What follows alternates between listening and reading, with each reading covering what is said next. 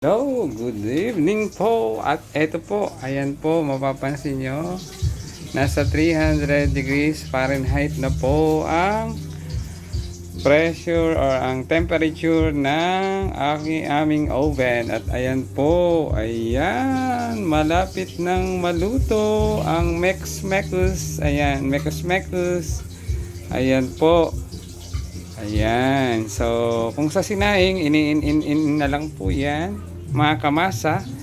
Luto na po ang special moist banana cake. Ayan po, so bababaan na po natin ang temperature ng apoy. Ayan po, parang in na po yan. Ayan. Yes, ayan po ang aming si Kuya Kael. Say hello, Kuya Kael. Okay, good evening. Ayan. So, ayan. So, mamaya po ay aahunin ko na yan. At luto na ang Banana cake. okay, special banana Cake. ayan. So, kung nag-enjoy po kayo sa aking short video reels, pa-like and share and comment na rin po sa comment section.